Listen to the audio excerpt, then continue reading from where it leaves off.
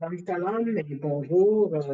Mon nom est Jackie Furman. Je suis du ministère Ariel Canada et dont le directeur, M. Jean-Isaac Cabizon, a écrit ce que je vais vous présenter.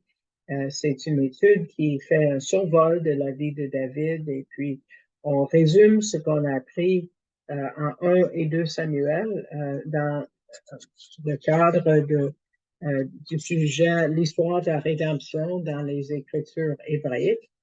On a vu l'histoire de 1 Samuel commencer avec une femme fidèle. Ça commence bien des fois avec une femme fidèle. On a Anne, qui est un type du reste, ça veut dire ceux qui sont croyants, le genre de blé parmi les vrais.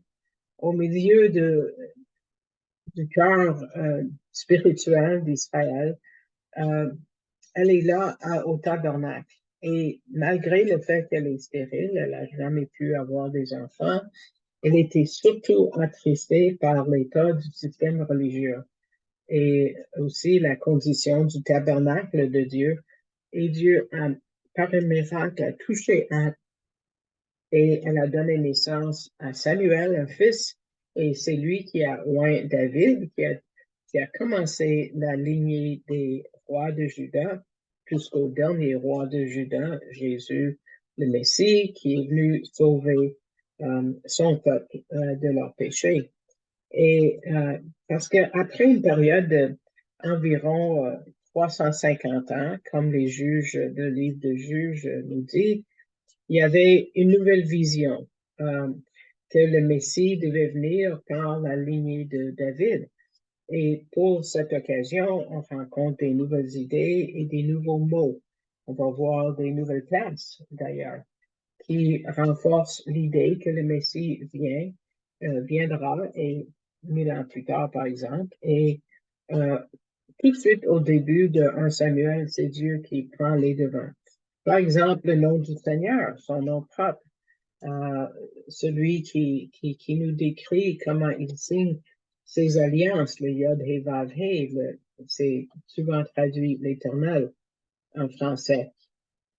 Il est aimant, il soigne, il prend soin de son peuple. Aujourd'hui, on va dire Jéhovah ou des fois dans la Darby l'Éternel, mais ce nom-là est mentionné 23 fois juste dans le premier chapitre de 1 Samuel. 23 fois. Wow, ça c'est un nom record dans toute la Bible. Il n'y a pas d'autre chapitre qui nomme le vrai nom de Dieu 23 fois là-bas. Non, c'est le seul. Et chaque fois que c'est mentionné, ça nous rassure qu'il est ici. Il est présent avec son plan pour réparer, si vous voulez, régler nos problèmes difficiles. Et dans le verset 3 de ce chapitre, on voit un de ces titres, c'est Adonai Tsevaot. Ça veut dire le Seigneur ou l'Éternel des armées célestes. Le Seigneur des Tsevaot, des armées du ciel, les anges. On voit en 1 Samuel la première mention que ce nom est utilisé parmi les 261 fois qu'on voit ce nom important. C'est utilisé 10 fois en 1 Samuel. Donc, on voit à quel point Dieu est décidé d'apporter le salut à l'humanité. Et en Samuel, on voit que Jérusalem devient la capitale de l'État juif. Jérusalem est le centre, la place physique, où Dieu dit les promesses envers David vont arriver. C'est dans cette ville où le temple va être construit et où le Messie va mourir et ressusciter. Et n'est-ce pas en guerre aujourd'hui parce que Jésus va régner à partir de Jérusalem. C'est la place où il va établir un nouveau temple, un quatrième. Il va avoir un autre avenir qui est un troisième pendant la tribulation. Mais ici, Samuel en rencontre les noms pour cette ville. Autre que le mot Jérusalem, c'est le mot Sion. On voit aussi le titre Ville de David. Si vous allez à Jérusalem, vous allez voir, vous pouvez visiter la ville de David, ça s'appelle Ir David. Ir veut dire ville, évidemment. Sion, c'est la première fois, c'est mentionné pour la première fois en 2 Samuel 5, 7. Et Sion veut dire forteresse, une tour, parce que c'est difficile de prendre cette ville, c'est sur une montagne. Donc, le nom Sion désigne l'esplanade du temple.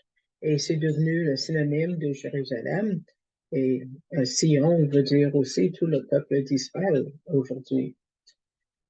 L'autre nom, Ir-David, est mentionné pour la première fois dans le même verset et ça affirme les promesses de Dieu parce que c'est à travers l'alliance avec David qui promet un roi en Israël de la tribu de Juda. Et à travers David et au fils de David, Salomon, et pardon, à travers David et ensuite envers le fils de David ultime, qui est Jésus, le Fils de Dieu divin. Il y a un autre terme qui revient et qui touche les œuvres de Yeshua. Vous vous rappelez, à partir de Genèse 22, on a parlé du mont Moria. Et puis on le voit aussi dans Samuel, parce que Abraham avait déjà donné un nom à Dieu. Il a appelé Dieu Jéhovah Jireh, ou Yahvé Jireh, plutôt, parce qu'il n'y a pas de je en hébreu, que Dieu va pourvoir, Dieu pourvoira. Vous avez sûrement entendu ce nom de Dieu-là. Et oui, il a fait. 4000 ans plus tard, Jésus a été crucifié sur cette même montagne, le mont Moria. Dieu a donné le salut. Pardon, 2000 ans plus tard. En Samuel, il y a un autre nom, un nouveau nom qui apparaît et qui nous amène directement au Messie. Et c'est à une place qui s'appelle le Mont des Oliviers. On va voir une image tantôt. C'est mentionné en 2 Samuel 15-30, 2 Samuel 15-30, et ça joue un rôle important dans l'esprit de Dieu et de Yeshua. Dans les évangiles, évidemment, on parle du Mont des Oliviers. Et on se rappelle qu'Ézéchiel a eu une vision du départ du Saint-Esprit, le roi Hakodesh du temple, en Ézéchiel 11. Jésus est parti vers le ciel du mont des Oliviers en acte 1. Et il va revenir aussi. Quand il revient, c'est pour faire la bataille à Petra. Mais où est-ce qu'il va mettre le pied pour la première fois, arriver sur la planète? C'est Zacharie 14:4 qui nous dit, et ses pieds se tiendront en ce jour-là sur la montagne des Oliviers qui est en face de Jérusalem. Maintenant, si vous voyez le point doré, juste à la droite du mot Jérusalem, vous voyez vous voyez l'esplanade du temple, merci Sarah. Vous voyez que il y a le mur qui est l'enceinte de Jérusalem qui entoure la ville. Mais l'esplanade du temple est plus haut. Vous ne pouvez pas voir le, la mosquée Al-Aqsa, mais vous voyez le dôme du rocher qui a ce toit, si vous voulez, en or, qui a été construit par les musulmans. Mais cette photo, M. Gabizon l'a prise à partir du mont des Oliviers, vers Jérusalem. Donc, la vallée Cédron, c'est entre les deux, on le voit mal, mais il y a une vallée entre les deux. Mais vous voyez que c'est devenu un cimetière. Regardez toutes ces pierres tombales pourquoi. Même celle qui m'a enseigné à la synagogue s'est fait enterrer là. Elle a fait chipper son corps jusque-là. Pourquoi? Parce qu'elle voulait parmi les premiers à ressusciter et voir leur salut. Donc, c'est pour ça que c'est une cimetière maintenant. Et Samuel va plus loin et il prophétisait par rapport au Messie lui-même, surtout à travers la vie de David. Donc, on va faire une liste, on ne va pas mettre ça à l'écran parce qu'il y aura trop de versets, mais on a déjà enseigné là-dessus, mais c'est un résumé. Vous rappelez-vous ce que David a porté quand il est entré à Jérusalem avec l'Arche de l'Alliance, avec la pensée de construire le temple? En 2 Samuel 6, il a dit, David était ceint d'un éphod de lin. L'éphod, c'est quelque chose que uniquement les prêtres, les Lévites pouvaient porter. David venait de Juda. Donc, comment est-ce qu'il pouvait porter ça? Pourquoi il n'a pas été foudroyé par Dieu? Parce que c'était... et il a même offert des sacrifices, qui est le travail des Lévites. Ça n'a jamais été vu dans l'histoire qui a suivi un roi qui agit comme prêtre. Pourquoi là? Et qu'est-ce que ça voulait dire? Parce que David était un type du Messie. Et il a fait d'une façon tellement belle. Euh, Vous rappelez-vous quand on a entendu parler de Jérusalem la première fois?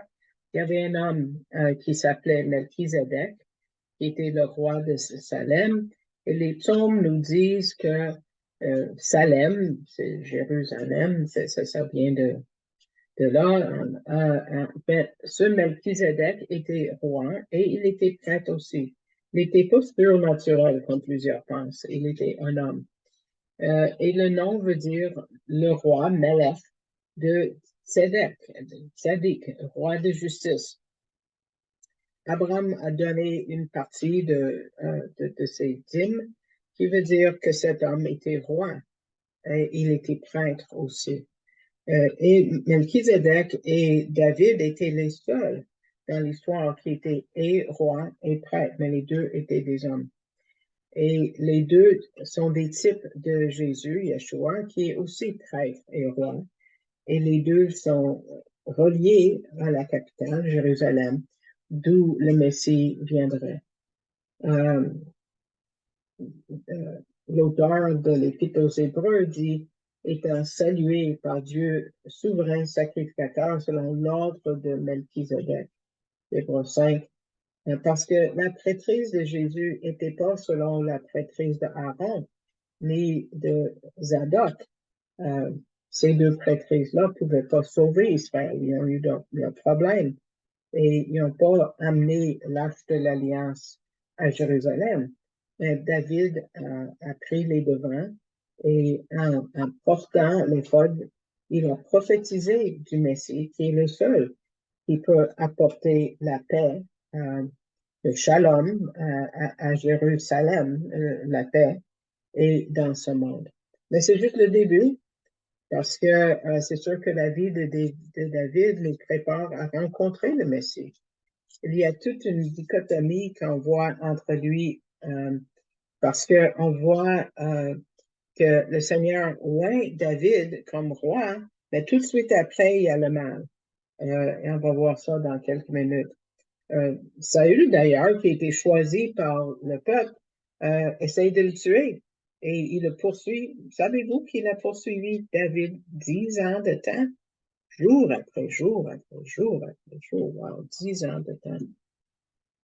Et ça me fait penser à Jésus, le Messie juif qui était oint par Dieu, avec beaucoup de prophéties, plus de 100 prophéties, mais lui aussi a été poursuivi pour être tué. Évidemment, ça n'a pas fonctionné. Est-ce que c'est normal que les autorités d'Israël rejettent ce que Dieu choisit? Dans l'évangile de Jean, il dit, il vint chez soi et les siens ne l'ont pas reçu.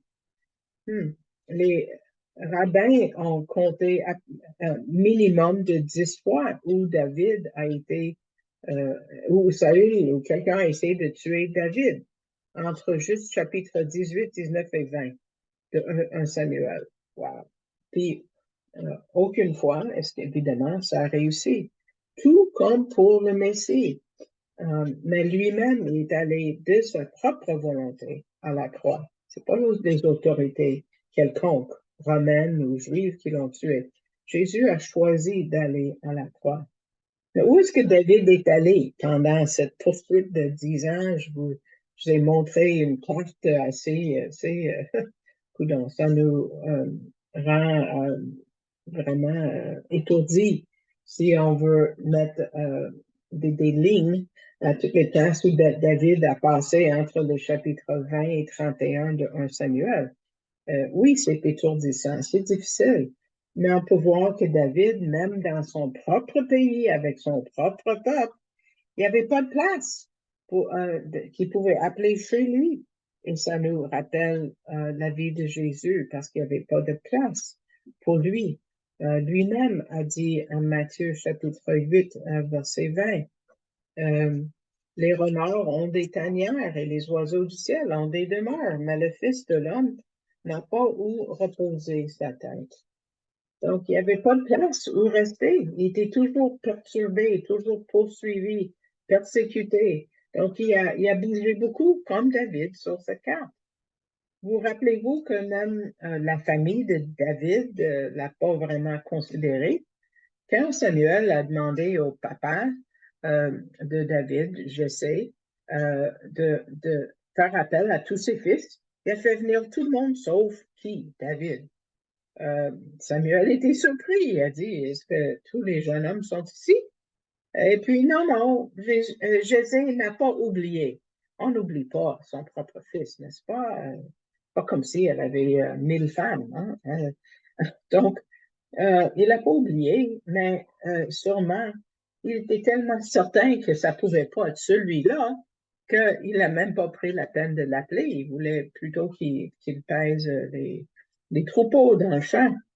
Euh, Ça nous rappelle encore Jésus. Même dans la communauté juive à ce moment-là, il y a 2000 ans et aujourd'hui.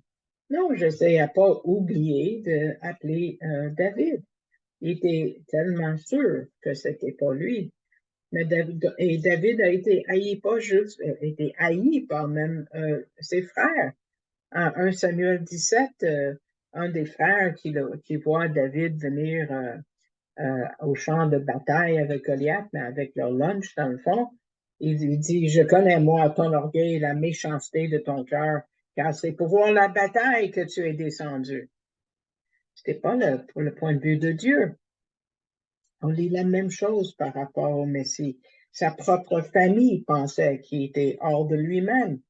Et Jésus dit, qui est ma mère, qui sont mes frères? Et il étendit sa main vers ses disciples et a dit, voici ma mère et mes frères. C'est en Matthieu 12. Autre point, qu'est-ce qui s'est passé aussitôt que David a été oint en 1 Samuel 16?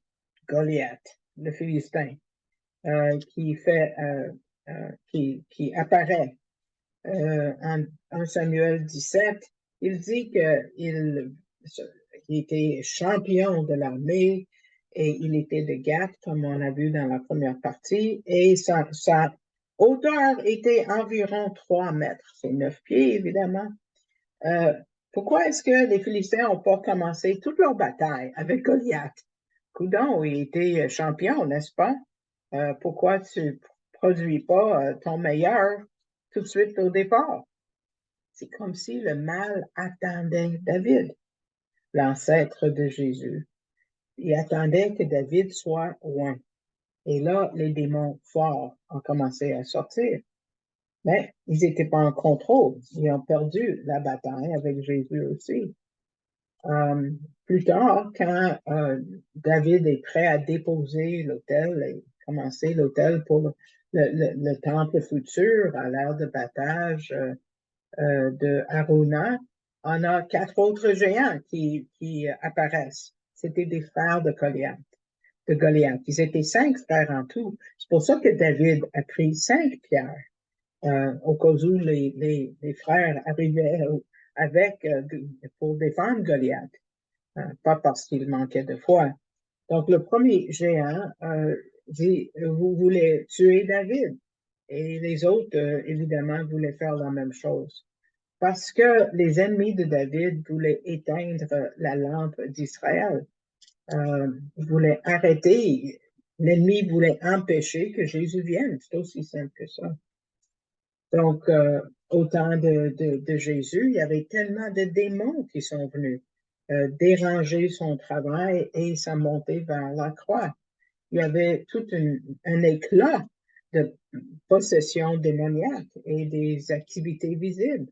Et c'est clair, dans l'Ancien Testament, où est-ce qu'on voit ces démons? Non, on ne les voit pas. On n'entend pas parler de beaucoup de mauvais esprits en même temps. On ne les voit pas dans les Épîtres déjà, ou le livre des Actes. Non, c'était pour l'époque de Jésus. Plus tard, on va les voir dans l'Apocalypse, mais pour aujourd'hui, non. Mais ils attendaient la venue de Jésus, tout comme ces 5 géants ont été relâchés à un moment crucial de la rédemption. Tout est pour arrêter le plan de rédemption de Dieu, mais Dieu accomplit tous ces plans. Ensuite, on a appris que l'ange du Seigneur, de l'Éternel, était sur un air de battage qui avait arrêté une plaie terrible où le temple devait être construit. On a vu dans la première partie, chapitre 24, verset 16, l'ange étendit sa main sur Jérusalem pour la détruire. Et l'Éternel se repentit, a changé d'idée de ce mal et a dit à l'ange qui détruisait parmi le peuple, assez, retire maintenant ta main. Or, l'ange de l'Éternel était près de l'air de Arauna de Jébuséen. Donc, c'est très important, la place, parce que c'est le lieu de la récolte où on sépare le blé de l'ivraie. Et puis, on voit et le bal, évidemment, qui entoure le grain de blé. Donc, c'est pour nous dire que le péché, le jugement arrête au pied de Yeshua. Et l'autel a été construit, et puis, justement, Dieu gagne la bataille. Le dernier verset de Samuel dit, et Dieu, David bâtit là un autel à l'Éternel et offrit des holocaustes et des sacrifices de prospérité. Et l'Éternel fut propice au pays et la plaie fut arrêtée de dessus Israël. C'est comme ça que le livre de Samuel prend fin.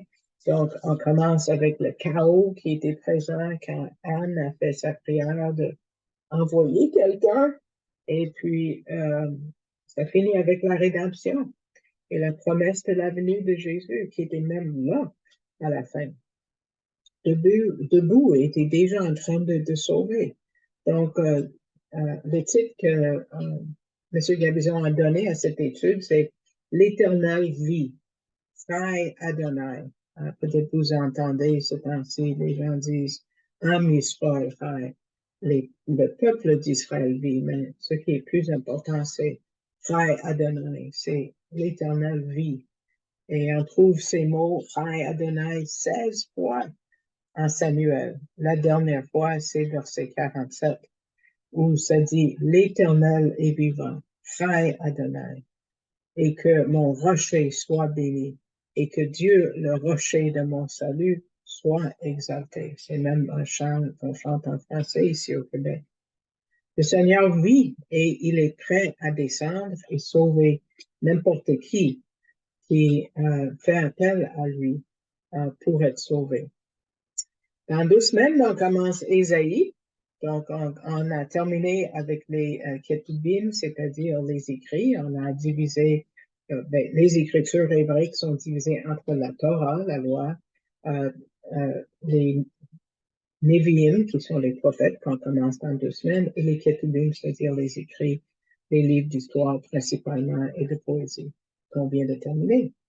Donc, j'espère que vous avez été bénis par cette étude de M. Gabizon et que vous allez vous souscrire au poste de ministère APL Canada pour entendre d'autres études. Vous allez mettre un pouce vers le haut et puis si vous voulez soutenir le ministère financièrement, vous allez au site web arielcanada.ca en cliquant sur le drapeau français. Ça vous amène à ce qui est écrit en français. Vous pouvez cliquer sur Donner et ça vous renvoie à la page de canadon.org et vous pouvez faire un don par carte de crédit à cet organisme et en cliquant sur Faites un don maintenant, vous avez un menu que vous tirez vers le bas et vous pouvez choisir mon nom comme missionnaire. Je n'ai pas de salaire, c'est uniquement par les dons que des individus comme vous et des églises comme la vôtre que je vis. Et Dieu est fidèle et m'a toujours gardé à travers toutes mes années de croyante. Donc, j'espère que ça vous a béni et je vous dis shalom, shalom.